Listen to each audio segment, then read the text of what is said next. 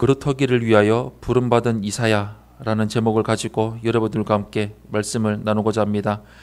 하나님께 거하는 삶을 삽시다. 이사야 강의 12번째 시간입니다. 이사야는 환상 가운데 하나님 보좌 앞으로 인도함을 받았습니다. 그곳에서 그는 거룩하신 하나님을 만나고 사명을 받았습니다. 하나님은 그를 부패한 공동체로 보내셨습니다. 사명은 개인의 의지나 결심으로 만들어지는 것이 아닙니다. 하나님이 주시는 것입니다. 먼저 첫 번째로 1절에서 4절의 말씀을 보시면 왕의 죽음과 영원한 왕의 등장을 볼 수가 있습니다. 오늘 본문 1절에서 4절 말씀 우리 한 목소리로 합독하겠습니다. 시작.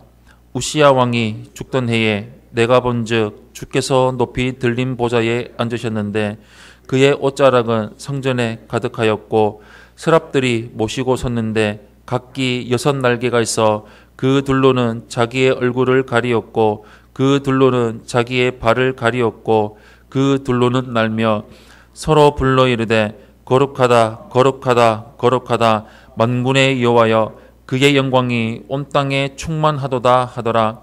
이같이 화답하는 자의 소리로 말미암아 문지방의 터가 요동하며 성전의 연기가 충만한지라.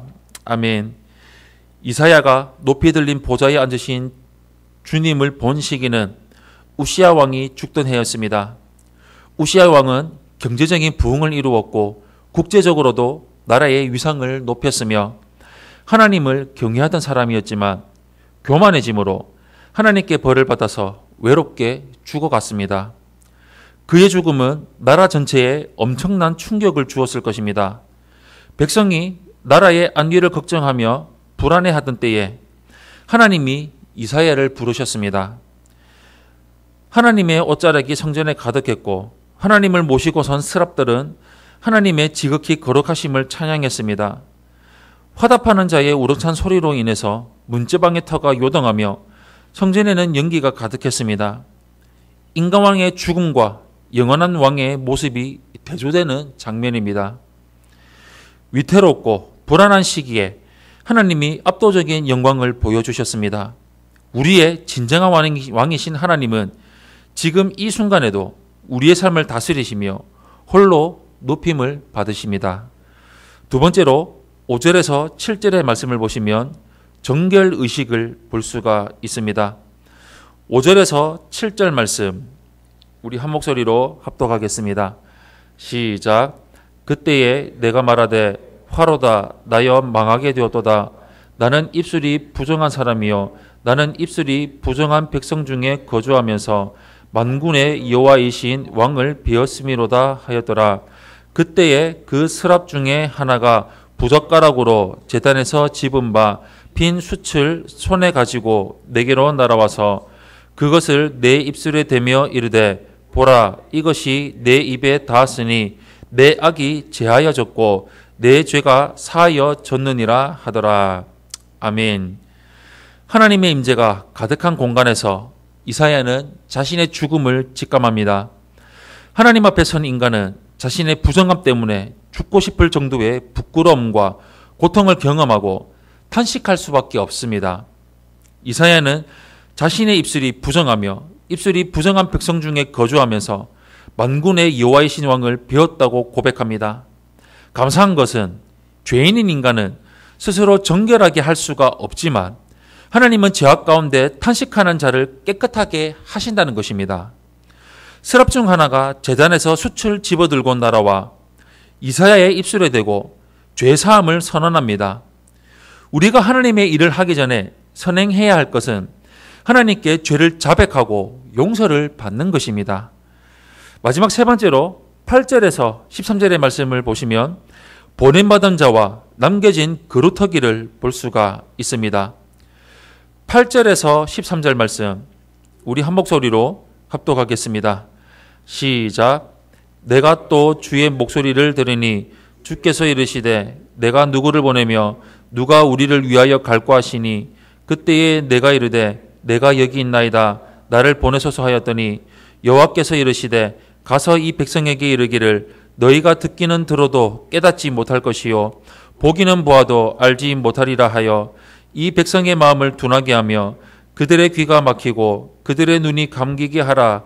염려하건대 그들이 눈으로 보고 귀로 듣고 마음으로 깨닫고 다시 돌아와 고침을 받을까 하노라 하시기로 내가 이르되 주여 어느 때까지니까 하였더니 주께서 대답하시되 성읍들은 황폐하여 주민이 없으며 가옥들에는 사람이 없고 이 토지는 황폐하게 되며 여호와께서 사람들을 멀리 옮기셔서 이 땅 가운데에 황폐한 곳이 많을 때까지니라. 그 중에 10분의 1이 아직 남아 있을지라도 이것도 황폐하게 될 것이나 밤나무와 상수리나무가 배임을 당하여도 그 그루터기는 남아 있는 것 같이 거룩한 씨가 이 땅에 그루터기니라 하시더라. 아멘. 내가 누구를 보내며 누가 우리를 위하여 갈 곳 물으시는 하나님께 이사야는 선뜻 내가 여기 있나이다 나를 보내소서라고 답합니다. 그는 죄를 용서받고 정결케 된 사실에 감격해서 하나님의 일에 매우 적극적으로 나설 수 있었습니다. 이에 하나님은 이사야에게 사명을 주십니다.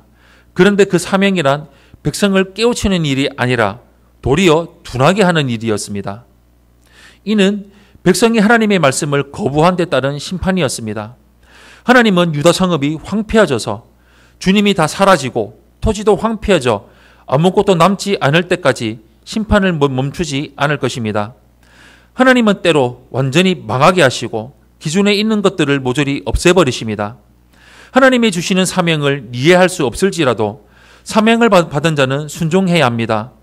하나님이 자기 백성에게 내리시는 형벌이 궁극적으로는 회복과 구원을 약속하고 있기 때문입니다.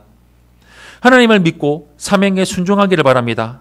나무가 배임을 당해도 그루터기는 남아 있는 것 같이 거룩한 씨이신 예수 그리스도께서 우리의 참 소망이 되십니다. 사랑하는 성도 여러분, 우리가 하나님께 받은 사명도 부흥과 성경을 위한 것이 아닐 수 있습니다. 우리는 사역에 충실할수록 완악하고 무지한 세태를 목격하게 될 것입니다. 하지만 하나님이 그루터기와 같은 거룩한 씨를 예비하셨다는 것을 기억하시기를 바랍니다. 하나님이 부르시는 자리에 부흥과 성공이 약속되어 있지 않아도 하나님이 부르신 길을 끝까지 걸어가기를 바랍니다. 마침내 승리하게 하시고 하나님 영광을 주신 하나님만을 바라보며 살아가기를 바랍니다. 우리 평생토록 하나님만을 바라보며 하나님을 붙들고 하나님의 복음을 전하며 하나님을 전하며 살아가는 우리 삶을 이루며 나가는 성도님들이 되시기를 예수님 이름으로 축원합니다. 아멘.